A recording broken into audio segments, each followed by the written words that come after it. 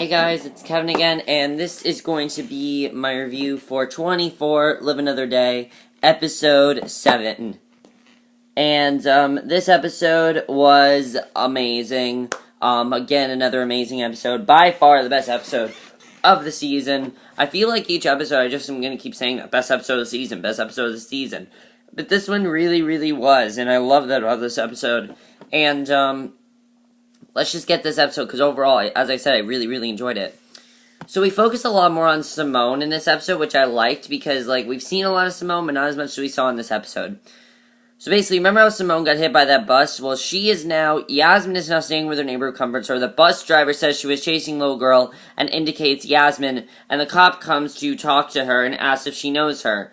And Yasmin says that she killed her mother. They load up a bloody and battered Simone into an ambulance. Yasmin doesn't know what to do right now. She just saw her mother die in front of her, and now, Simone's gotten hit by a bus, so she doesn't know what to do. So Kate's watching as Ras men and MI5 are bagged and tagged at the site of the shooting. Jack takes some car keys from a vehicle, walks over to Belchuk, and cuts his ties. He tells the MI5 squad leader that he's with him, and Jack says that the MI5 should have never been there, messing up his operation. Jack asks whose orders he's working under, and he says PM Davis. And Jack says Davis will be hearing from his president. He next goes to Kate and asks how she is, and she asks if it was worth it. So Chloe buzzes Jack and says she saw police and paramedics where Simone was hit. And Chloe says it doesn't look good. Chloe gets a message to get out of there, and she goes to the window and sees cops coming in. She tells Jack she has to go. Kate and Jack hop in the car to head to the hospital where they're taking Simone. Because, again, they're still trying to find out information about Margot. Speaking of Margot, Mark fills Heller on the contact information from Margot that she sent. And Mark says that she's daring him to discuss terms with him. And Mark says that if video is secured and they can't use it to track her location. Now Jack calls Heller and tells her that they have a lead on Simone and that her mom doesn't know about it yet. Now Heller says he'll have her put under guard, and Jack asks if he can help him deal with the British police. And he says he'll take care of it. Jack also tells him about MI5's interference, and Heller says that Davis promised him he wouldn't interfere. Now Jack says that MI5 has lost 5 men, and Davis shows up then, and Heller says he has to go. Heller blows up at Davis, says he gave him his word, and Davis says that surveillance showed that Jack was betraying him.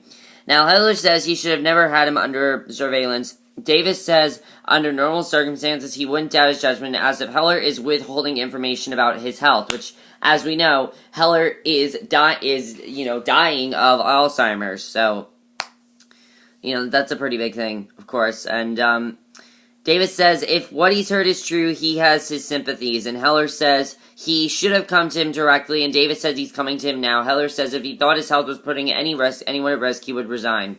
Which, it kind of is, I think. I think it definitely is going to get worse as time goes on. I think that's a very important speech, because we're going to see if he does actually resign. So basically, Heller then says, despite Davis, Sanfu, Jack still has a line on Margot, and asks if he would cooperate. And Davis says Jack will have everything he needs.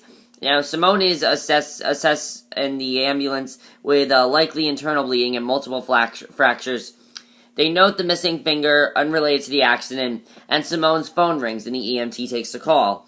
And he tells her Simone was hit by a bus and that she's being taken by St. Edward's. He tells her that she needs to get to the hospital and says the police are on the way. So Margot tells Ian that Simone has been in an accident, the police are on the way, and Ian asks if she took care of Farah and Yasmin first. And Margot says to send Kareem to find out how badly she's hurt and if the police know who she is. So back to the CIA location, Jordan is running the program. Navarro told him not to run, and he looks around and checks the results. Gavin comes up behind him and asks what he's doing. He says he needs Jordan's access code. He says he'll send him the flies and won't give him his code. Gavin is acting very odd at this point, and Jordan goes back to looking at the program. Navarro then gets a call and pops the phone into an encryption device. And the call tells him that the analyst is running the data retrieval program even as they speak. He says if the guy sees the partition he created, they will know he was the one selling the files to China. Navarro is surprised they have access to the CIA systems, and Navarro asks if he can send a cleaner to help him out. Now, the other guy is Adrian from Open Call. He says he's the middleman, tells Navarro that he's being well paid, and so he needs to sort himself in quickly. Navarro rings off and stares at Jordan at his workstation. And here's where the episode just got awesome. I thought this was awesome. Because then Jack and Kate, they jog into the ER, they find a UK cop waiting on them that Davis sent.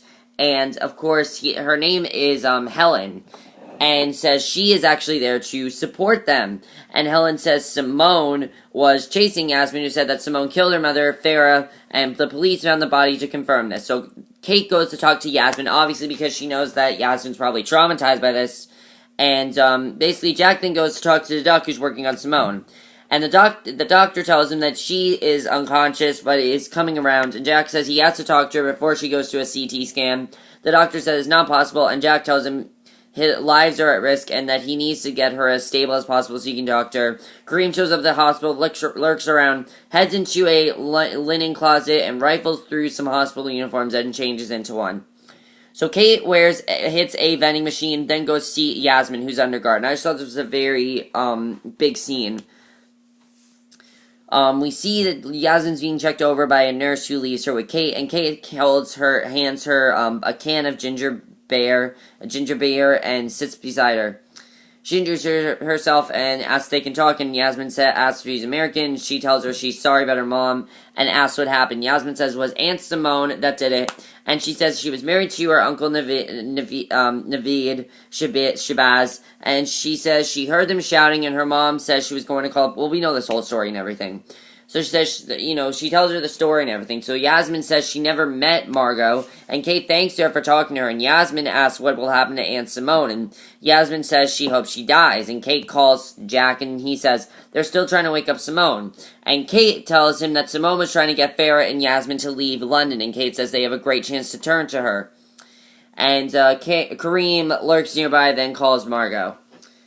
And he says he hasn't seen Simone, says the police are starting to look the place down. He confirms the police know who Simone is. Kareem says that Yasmin's alive, and that an American woman spoke to Yasmin who told her that Simone was trying to get to them to leave London to protect her from Margot.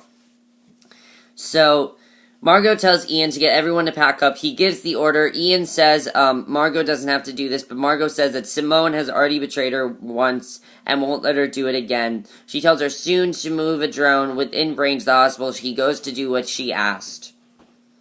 So Jordan is asked to step into Navarro's office, goes into Navarro, and Navarro's tying up his necktie and everything. And he says it's houseboat and asks him not to tell anyone. Jordan thanks him for trusting him, and Navarro says he earned it. So we then see Davis. He's making an announcement on the news about security measures due to the terror threat. Now Heller comes in and tells Audrey and Mark that Davis knows about his health and says all of his decisions are going to be second-guessed now. He tells Audrey it was arrogant of him to think he could finish the second term. And Heller says they need to meet with the VP about a transition once they are back in D.C. and this is over. So Jack then looks at Simone's severed finger, and this is a very important scene. He asks if she can hear him, she asks where she is, and then about Yasmin. Basically, he just wants to get information out of her. So, he says that they talk to Yasmin, and Simone, says she knows him from him telling her on the tube, and Jack says that he wants her to think all the innocents her mother is putting at risk, and he begs her to help him stop it. And Simone says her pity for Farah and Yasmin do not mean she would betray her mother. He says her mother did this, pokes her severed finger. Simone says her mother loves her and would never harm him. Jack presses it until she passes out. Kate watches, but then steps out of the room. Jack follows. He says he shouldn't have done it, but tells Kate that he hates these people and what they're trying to do. So Jack says that Simone wasn't going to talk to him anyway, and he asks about Yasmin, and she says she was traumatized. He spots Kareem and asks Helen who that guy is. He tries to play dumb, takes some shots of them, they chase after him. He, Helen, and Kate split up to pursue him. They find him in the ER, chase him down. One of the cops shoots him as Jack shouts, as Jack then says his famous phrase, which of course is damn it. And one of the cops, he's now dead, and they see that he texted Simone's location to Margot, and she texted back that he has 8 minutes to get out. So this was just awesome. Because Jack tells Helen they have to evacuate the building. Jack hits the fire alarm, says that Margot's sending a drone to take out Simone, and Kate goes running off and says she'll be back. She's put in the pub with her laptop, and Jack then grabs Simone and tells her that her mom is targeting her with a drone. She says she wouldn't do it, and he dropped her to the floor and said if you honestly believe that you can stay here, she begs him not to leave her. He picks her back up and pulls her along. And Kate goes after Yasmin, but she's gone. She can't find her and calls out for the girl and finds her hiding beside a bed. So Ian tells Margot that the hospital is in range. They watch a video feed, and Jack drags Simone along, and Kate has Yasmin. Patients pour out of the hallways. Margot tells him to zoom in, and he sees that they are evacuating. He said that Simone may already be out, and Margot tells him to fire anyway. He does. Part of the parking structure goes up in flames. Jack and Kate hand Yasmin off to Helen, and Margot tells Ian to scan the area. They spot Simone with Jack, and she tells him to fire again. He does this, and the drone strike barely misses the car. Jack says they have a visual on them and tells the woman to hang on, speeds away, and it's blood, smoke, and chaos at the hospital. Like, really intense here. I really love the scene. Simone looks back behind her at the wreckage. Margot tells Ian to stay on them and that take the shot when they can. Jack tells Simone that her mom won't stop, and he tells her to tell them where Margot is. And you know what's really interesting? I really started to think about this. You know how Margot killed Simone's husband? I'm thinking if Margot had to, she would kill Simone. She would. She would kill Simone because she doesn't care. Truthfully, she just doesn't care about her. So, Jack hustles through traffic as Ian tries to get a bead on him. Jack speeds recklessly, and Ian fires again. He takes out the side of a building, barely missing them again, and curses.